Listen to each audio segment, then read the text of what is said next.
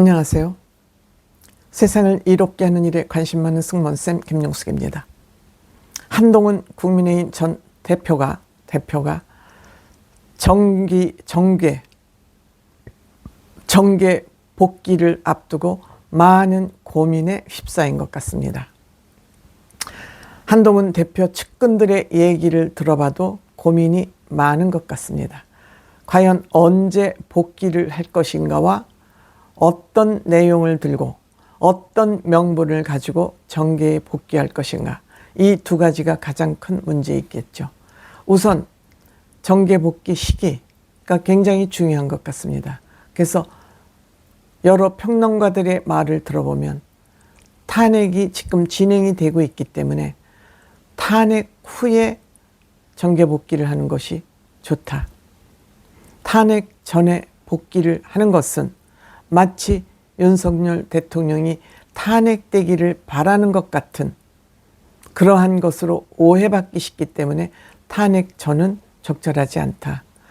반면에 탄핵 후에 복귀를 하면 너무 시간적으로 여유가 없지 않느냐.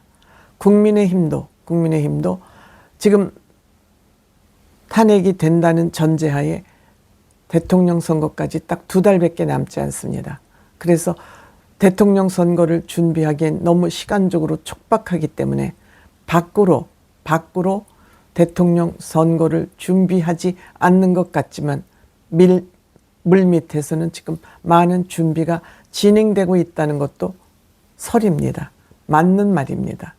때문에 윤석열 대통령이 탄핵되기 전까지 한동훈 대표가 정계 복귀하는 것은 바람직하지 않다 하는 여론이 많습니다. 대통령 선거 준비 기간이 짧더라도 탄핵 전에 복귀하는 것은 옳지 않다. 이런 여론이 많습니다. 저도 공감합니다. 사실 대통령 선거는 지상전이 아니고 공중전입니다. 지금 한동훈 대표를 모르는 사람 없습니다. 한동훈 대표는 당대표가 될 때도 윤석열 대통령의 갖은 방해 작용이 있었음에도 불구하고 63%라는 정말 대단한 지지율로 당대표에 당선됐습니다. 방해에도 불구하고 당대표에 당선됐습니다. 그동안 한동훈 대표 특별히 잘못한 일 없습니다. 때문에 한동훈 대표가 정계 복귀를 다시 할 경우 이 정도의 지지율은 유지될 수 있다고 생각됩니다.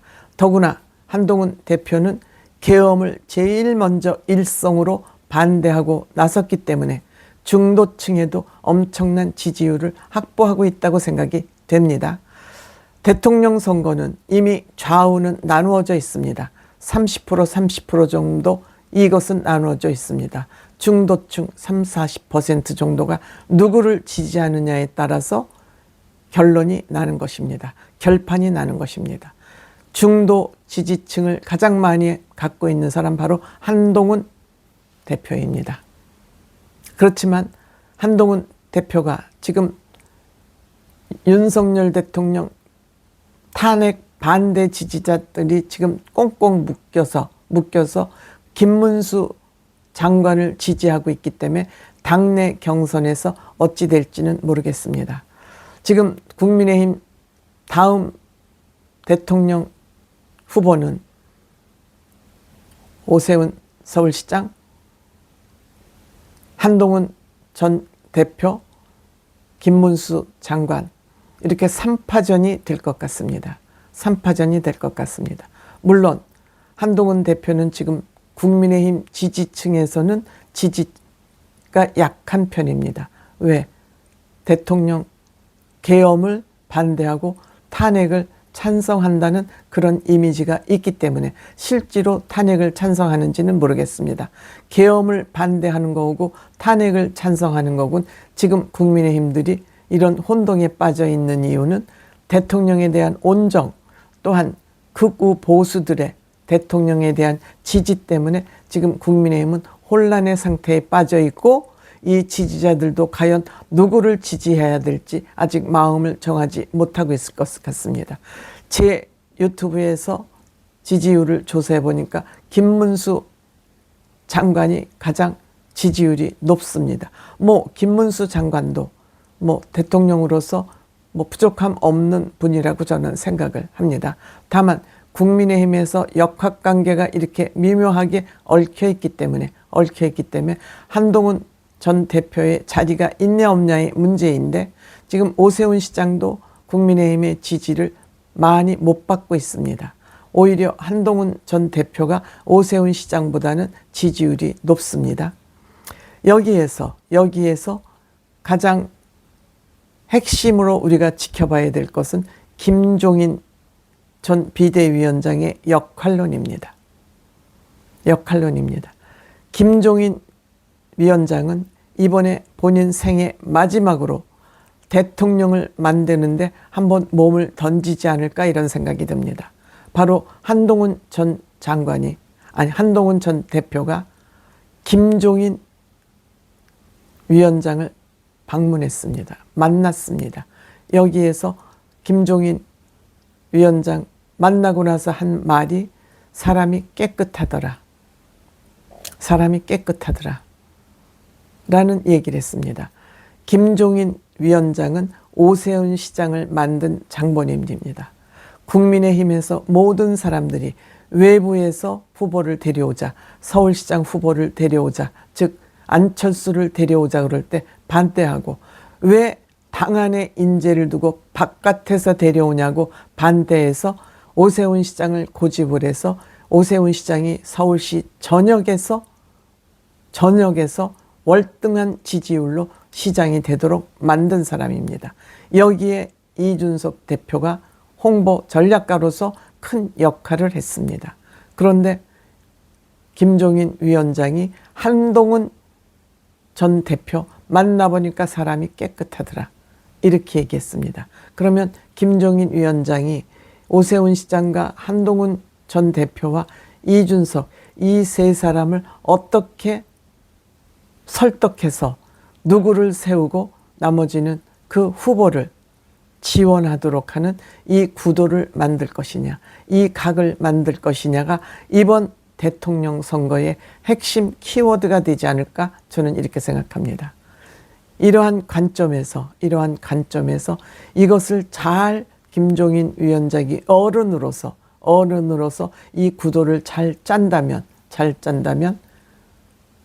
국민의힘 후보는 오세훈 아니면 한동훈 전 대표가 후보로 되지 않을까, 이렇게 생각됩니다. 그렇다면 이준석 의원은 김종인 위원장의 역할 주는 대로 여기에 따르지 않을까, 저는 이렇게 생각합니다. 오세훈 시장, 한동훈 전 대표 누가 돼도 좋습니다. 여기에 이준석 의원까지 합친다면 대한민국의 정치 개혁은 엄청난 속도로 판가리가 될 것으로 저는 생각됩니다. 한동훈 전 대표나 이준석 의원이나 오세훈 시장이나 맑고 깨끗하고 상식적이고 다 실력 있는 사람들입니다. 때문에 대한민국 보수의 미래는 맑다, 밝다. 김문수 장관 역시 좋은 지도자임에는 틀림없지만 그 김문수를 떠받들고 있는 이 지지층들이 탁한 지지층들로 이루어져 있기 때문에 저는 그것이 다소 염려가 되기 때문에 저는 한동훈 장관이나 오세훈 시장이나 이준석 의원이 같이 마음을 합해서 선거를 해야만 이 계엄 정당이라는 것을 벗어나고 이재명과 민주당 저 좌파를 이길 수 있기 때문에 제가 늘 이들이 합쳐야 된다. 마음을 합쳐야 된다. 서로 경쟁하면 안 된다. 싸우면 안 된다라고 계속 제가 주장을 하고 있는 것 같습니다. 주장을 합니다. 그런데 여기에 김종인이라는 어른이 중심에 있기 때문에 이들은 싸울 수가 없다. 싸우지 않을 것이다. 왜? 김종인 위원장은 이들의 존경심을 받고 있기 때문이다. 신뢰를 갖고 있기 때문이다. 이렇게 생각합니다.